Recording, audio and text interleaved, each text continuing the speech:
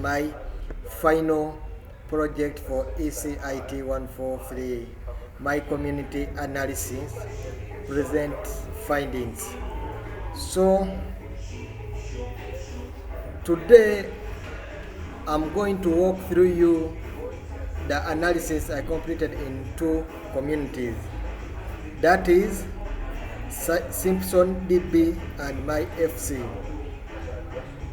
I will show you the questions I answered, the TCQ quality I developed, and the result in the SQL Server Management Studio. So, for slide 1 is an introduction, as you can see. So I'm moving to slide 2. In slide 2, this presentation is organized around the questions I made. So the question I did was, what did I build? Why did I build it? How did I build it? And I answered 8 questions. I used documented TSQL scripts that included techniques such as joins, aggregations, grouping, and filtering. So I will move to slide 3. Now, first I introduced two communities. I analyzed them. The first community is Simpson's DB, which represents the Springfield family community. The key stakeholders are Home Simpson, Safety Inspector, Union Representative, Maggie Simpson, Community Event Coordinator, Principal, Student. The data I worked with came from the family data and household contacted table. Then the second community is my FC, which represents a football club community. The key stakeholders include Coach Carlo Ancelotti, Financial Controller, and the Chief Medical. Then the data or my primary data came from the TBL player DIM team. And so I will now take you to slide 4. So for slide 4,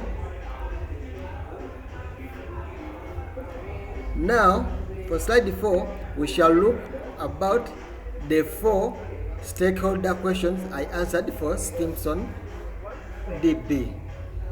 So question 1, how many members are in each department? So here, to answer this question, I used grouping by department.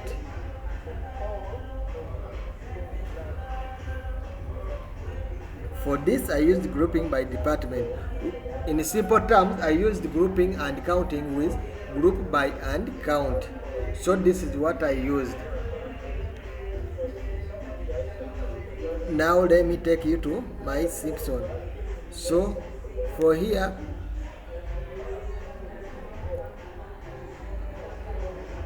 the question 1 is here. So I grouped it by department, as you can see. I ordered by department, as you can see. So here you can see the number of members in the group. Let me hope you are seeing them. The member count. So I will take you back to the PowerPoint for question 2. Total member registered under each residential street address. So here, this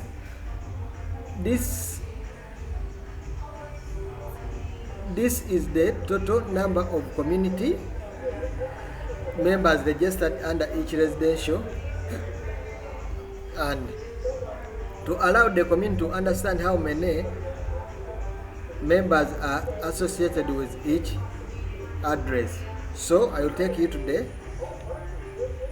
my SSMS. Now from here we are going to question 2, which is here. So for question 2, you can see it. So this result show how many people are registered at each residential street address. This information could be useful when planning neighborhood activities or understanding where community members are located. So I will take you back to my PowerPoint for question 3, which family members belongs to workplace department and their job position. So for here, I will just go straight to my SMS. Then I will look for question 3, which is here. Here you can see each member name, department, and job position, as you are seeing. This demonstrates how a join can combine related information from different tables to answer a stakeholder question. So I will go back to my PowerPoint for question 4, which I designed, which community volunteers completed safety training and project location. So let me go back here for question 4. For question 4, the original question focused on community volunteers who completed the safety training and their project location. Because the original question did not directly match the Simpson DB data, I adapted the question so that it could be answered using the available Simpson DB. So the Simpson DB, this shows how an existing stakeholder question can be adapted when the available data base contains different types of information. So I will go back to my presentation here. I will go to my slide 5, which contains answer for my FC. So here my question is, see how many players are on each team. So the method I used, you can see it here. So I am going to click to Simpson, then I go to my FC, as you can see. So the first question is here. So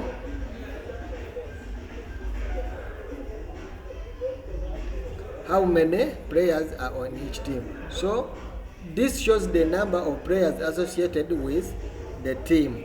As you can see, this information can help the footballer club understand the size of each roster. So let us go to question 2, which says, what is the total weekly wage expense per team roster? As you can see it here. This question is particularly useful for the financial controller because it provides a view of the wage cost associated with each team.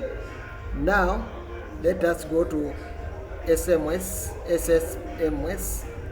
So this question, or this will answer question 2. Where are you? It's here. So for this, here you can see the weekly total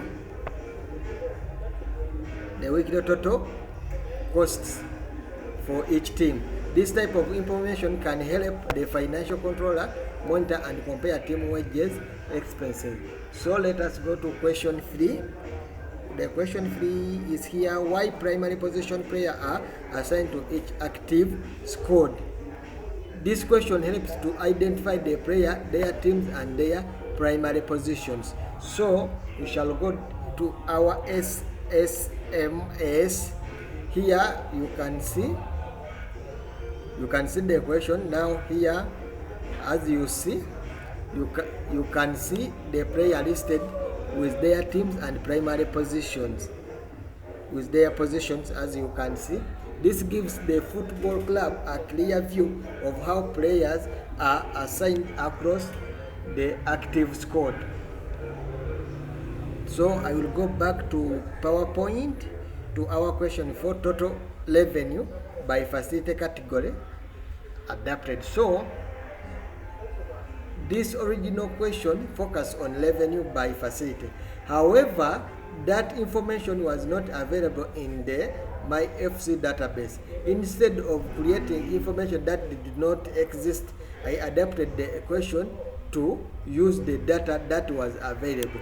To adapt the query or a useful overview of total players and estimated team cost, that's why I decided that. So I'm going to come to SSMS. I go to question 4. You can see it. Yeah, you can see on your screen. This provides a useful cost revenue even though the original revenue by facility information was not available. This was also an important part of the project because it showed me that importance of recognizing data limitation is necessary. So we shall go back to PowerPoint and then we go to our slide 6, which is all about answer focused approach. So how did I build these answers? I followed an answer focused SQL approach. First, I started with a clear stakeholder questions. Second, I identified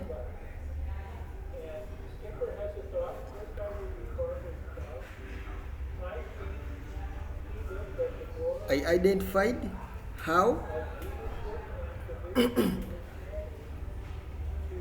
second, I identified the tables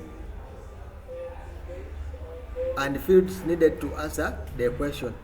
Thirdly, I wrote an ad hoc SQL query using the appropriate techniques such as joins, group by, counting, and filtering.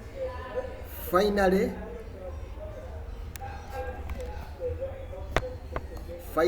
I tested the query, reviewed and results, and documented the work so that the queries could be reviewed and understand later. So for slide 6, you can see key techniques used. Here are 2 examples of